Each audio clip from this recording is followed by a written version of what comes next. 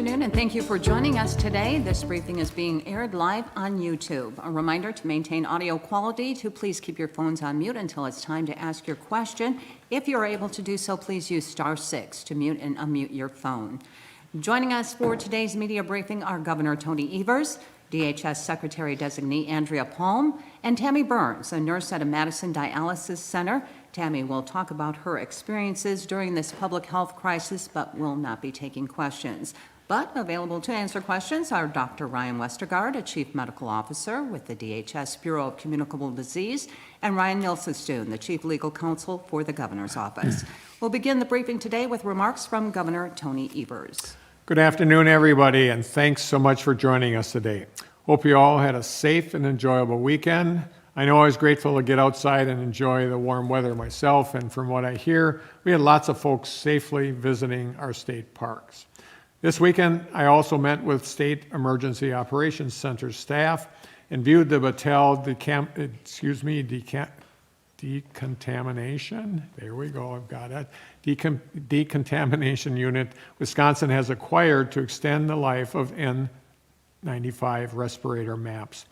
It doesn't replace the need for more personal protective equipment, but this is an innovative solution that will help dramatically extend the life of N95 masks and address the concerns many frontline workers have expressed about the safety of reusing masks. We are asking the healthcare workers, first responders, and childcare workers who are using N95 masks to hang on to these supplies.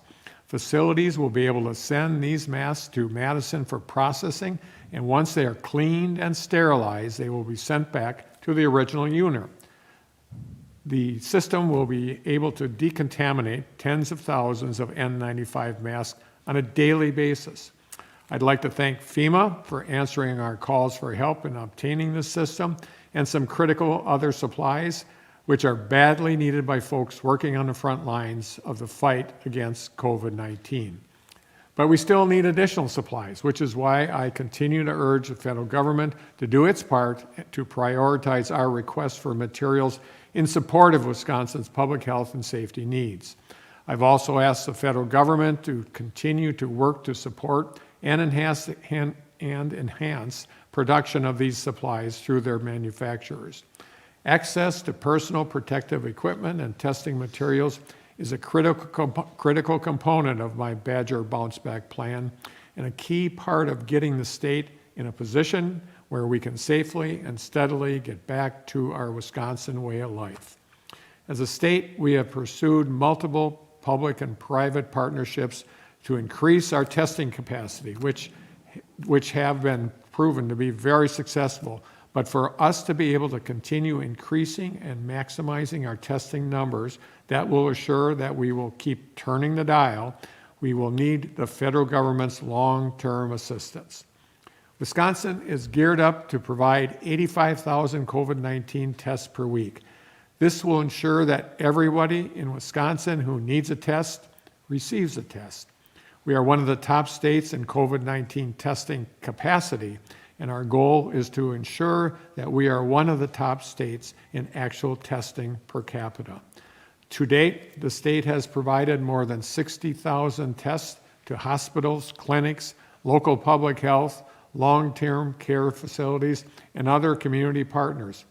57 of 72 counties have requested and received testing supplies from this program.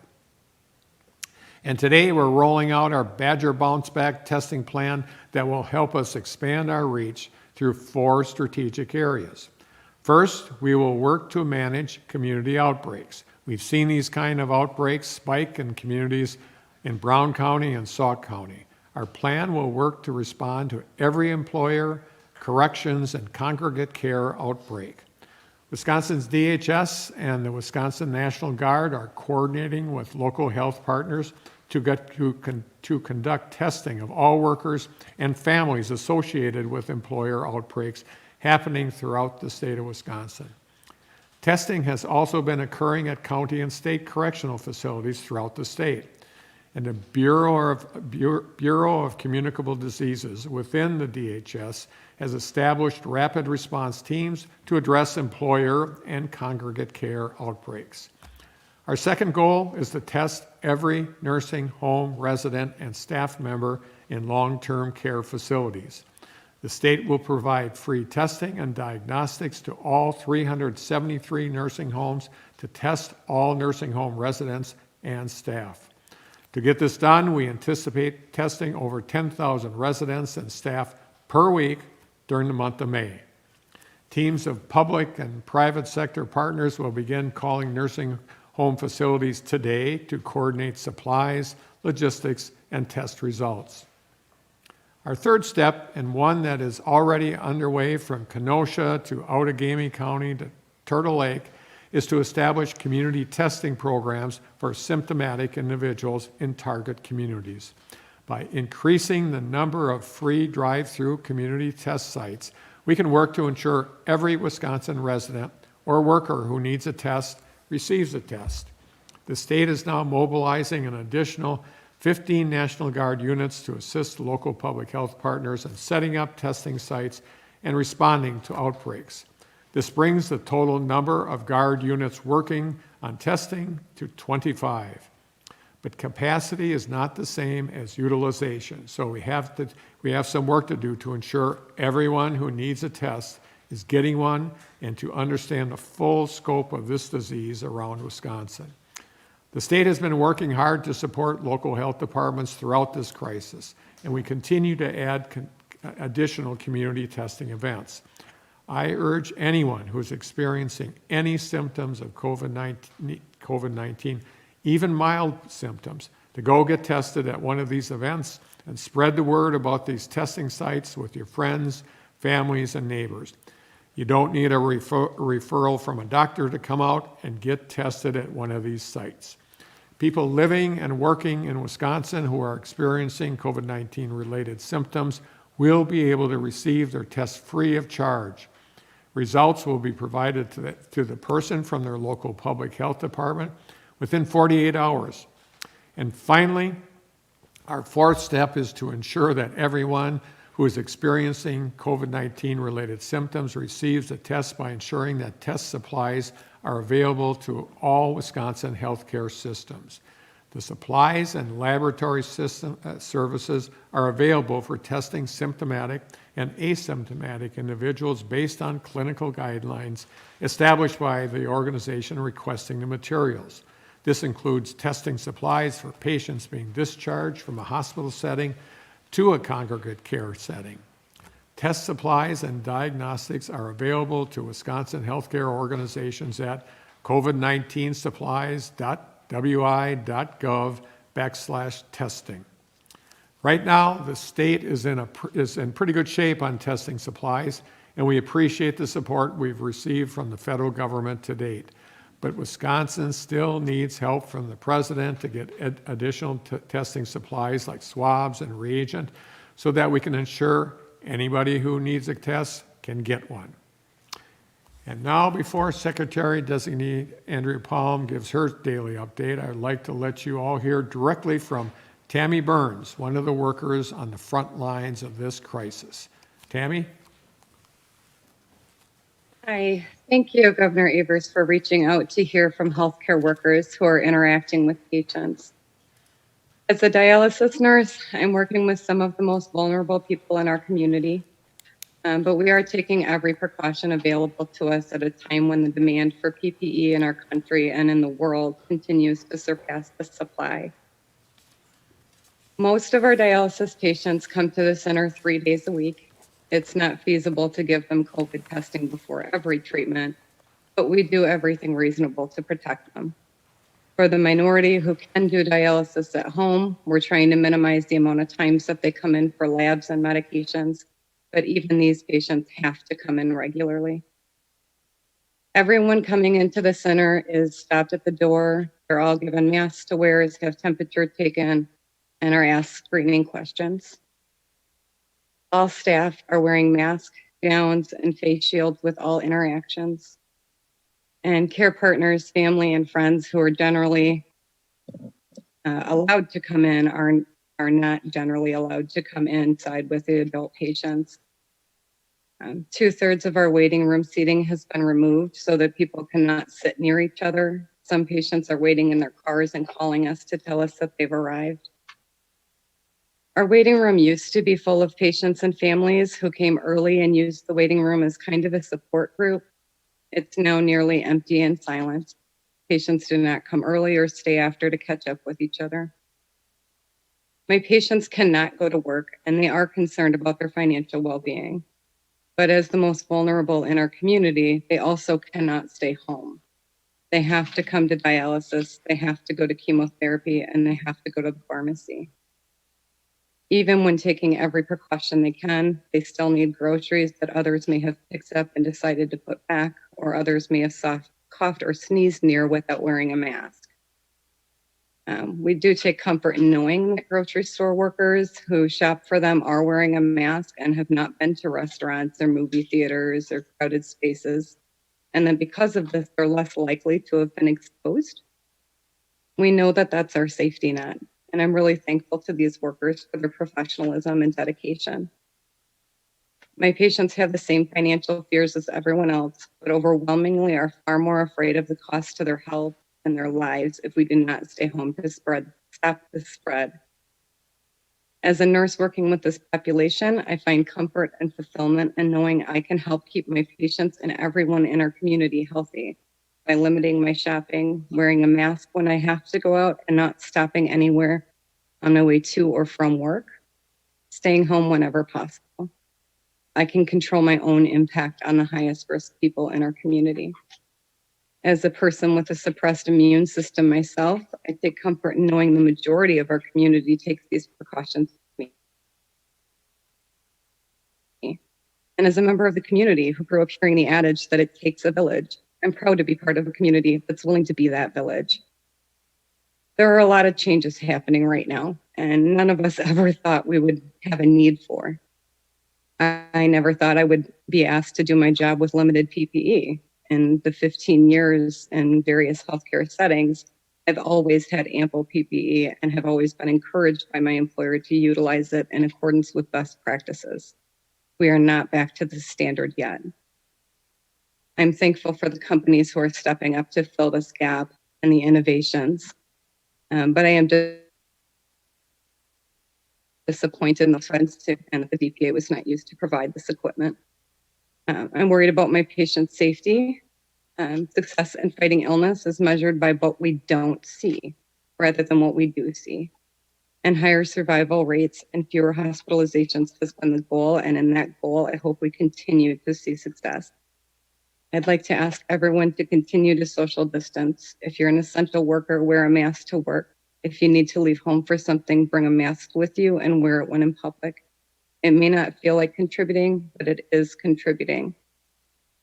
Thank you. And I'll send it back to the Secretary Designate, Palm. Thank you, Tammy. We certainly very much appreciate your work. Good afternoon, everyone, and thank you for joining us again today. We've got a lot of updates today on our Badger Bounce Back progress, so I will jump right in. One of the key components of Badger Bounce Back is increasing our supply of personal protective equipment. Increasing our supply of PPE makes it possible for us to protect our healthcare workers, which strengthens our hospital capacity and makes it possible for more Wisconsinites to get tested for COVID-19. Progress on PPE means progress on testing and subsequent tracing, progress on tracking the spread, and progress on hospital capacity, all the interconnected pieces of the Badger Bounce Back plan. In Sawyer County, we identified the need and worked closely with local partners to secure a UV decontamination system to serve the surrounding counties and tribes. This system will be able to decontaminate at least 45,000 N95 respirators every month, making it possible for healthcare providers and first responders in the region to more effectively respond to COVID-19 cases and other medical needs. As the governor said, we also have brought a Battelle system here to the state of Wisconsin. To best utilize these decontamination systems, we are asking healthcare workers and first responders to please save your N95 respirators. We have already started and will continue to reach out with information on how to access these systems and get your masks returned to you. Another part of the Badger Bounce Back plan where we continue to make progress is testing. One of Wisconsin's real success stories is our lab capacity. We currently have 51 labs testing in our state with a daily capacity of 11,347 tests. This is why it is possible to ramp up our testing in partnership with local leaders and with the help of the National Guard. As the governor said, the National Guard and local health departments will continue to stand up testing sites around Wisconsin, and we'll be sure that you all have that information going forward. Today and tomorrow, there are community testing sites serving the residents of Milwaukee County, Brown County, Burnett, Barron, and Polk counties, as well as the St. Croix tribe. These community-wide testing sites are open to people with symptoms. We will announce more testing sites in coming days. With more testing, we expect to see an increase in positive cases, which will allow us to do the necessary contact tracing to stop the spread of COVID-19. So here's where things stand today. We have 80,467 negative tests, an increase of 2,470. There are now 8,236 confirmed cases of COVID-19 in Wisconsin, which is an increase of 272 over yesterday. Our total deaths have now reached 340.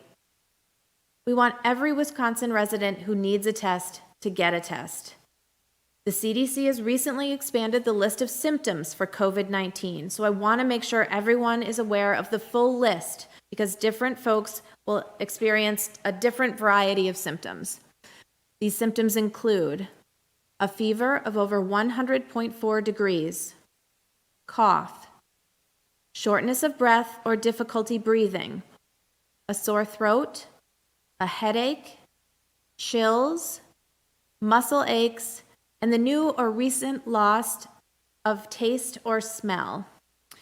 If you're experiencing any of these symptoms, we encourage you to ask your healthcare provider for a COVID-19 test or visit one of the community testing sites around the state of Wisconsin. Making progress on Badger Bounce Back makes it possible to see a more complete picture of the status of COVID-19 in Wisconsin and to share that picture with all of you. The metrics we are using to determine when we're ready to turn the dial show a slight increase in the trajectory of the percentage of positive tests out of the total number of tests. We will update the DHS website to keep you as informed as possible on Wisconsin's progress as we continue to test, trace, and track the spread of COVID-19, and as we continue to do the work of Badger Bounce Back. We thank the residents of Wisconsin for doing the work of Safer at Home. We know it's not easy, but together we continue to make a difference in the health of our state. Thank you. Thank you, and we'll now open it up for questions. A reminder to maintain audio quality, to keep phones on mute until it's time to ask your question, and in the interest of time, only one question per reporter per media outlet. And we'll begin today with CBS 58 in Milwaukee. Victor?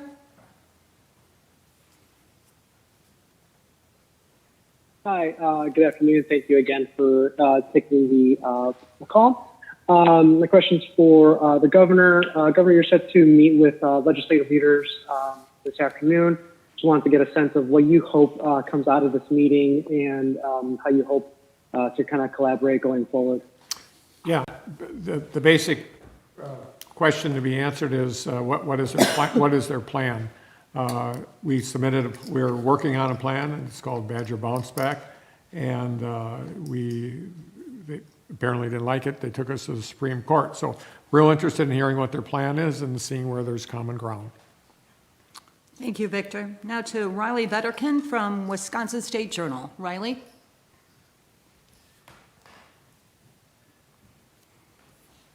Riley Vetterken from the State Journal? Hi, can you hear me? Yes. So I'm hoping both Governor Evers and Secretary Palm can answer this. I wanted to talk about the Midwest Coalition of Governors you've joined. Your administration has previously said a statewide approach to the novel coronavirus is preferred over a regional one because the virus obviously doesn't respect county lines. But while states may be sharing best practices in this Midwest Coalition, it doesn't appear that they are rolling out their initiatives in tandem. So what are the tangible results, if any, that the Midwest Coalition has created if governors aren't acting in tandem? And as a follow-up, do you think states should be trying harder to roll out their coronavirus responses at the same time? It's Governor Evers. It was never our intent that we would roll out anything in tandem. We were just, we said basically we're going to be focusing on some really important things like testing and contact tracing, as well as protective equipment, and also using some of the same metrics. And so we've been doing that, but the rollout in states is different, obviously. We have a state of Michigan that's part of our consortium, is certainly dealing with some difficulties in the Detroit area. So it was never our intent that we were going to go lockstep in anything other than the basic fundamentals. We have conversations regularly, and we'll continue to do that. We've learned from each other in the areas that we have commonality, but there was never the intent that we were going to be lockstep in dates and times and various rollouts. Thank you, Riley. Now to Mark Leland from WLUK in Green Bay. Mark? Yes, thank you. My question is, in Brown County, they've been doing the testing. They did kind of the testing at the Resch Center last week. They started with, targeted employers, testing employees. Today they started with the community testing. They told us last week that they didn't have enough tests to do the community testing. Clearly, they must have received more tests. Can you give me an idea just how many test kits Brown County has received since this initial outbreak? And then following up on that, just how does the Brown County testing fit in with your plan to make the state one of the leading in testing per capita? Mm-hmm. Sure. So we initially sent 2,200 tests to Brown County. Then the next week we sent an additional 2,500, and now they have an ongoing request to the state to provide approximately 3,000 tests a week. And so the National Guard testing teams who are on the ground there will have those supplies with them. And as you mentioned, have expanded the Resch Center testing site and will open an additional testing site over the next several days so that we are able to more broadly test not just workers and other household members, but other contacts and the community at large. Thank you, Mark. Now to Scott Bauer from the Associated Press. Scott? Hey, thanks again for doing this call. Governor, I wanted to loop back to your meeting this afternoon. It comes the day before the Supreme Court is going to hear arguments in that case. Do you hope to maybe reach some kind of settlement with lawmakers that would get in front of any potential ruling from the court, reach some kind of an agreement to negate whatever ruling you might get later? The meeting was set up today because they sent us a letter and we thought, okay, let's meet. It doesn't have anything to do with the court case or getting in front of the court case. It's just seeing if the Republicans have a plan, and if so, is there areas of common ground? Thank you, Scott. Now to Heather Poltrock from WSAW-TV in Wausau. Heather? Thank you. My question is about additional testing, and that question is, how will the results of that additional testing, allowing a broader range of people, particularly in our more rural counties, to be tested, impact the current discussions and plans you're having about opening up businesses? And what's that additional testing strategically placed in this region to determine rural spread?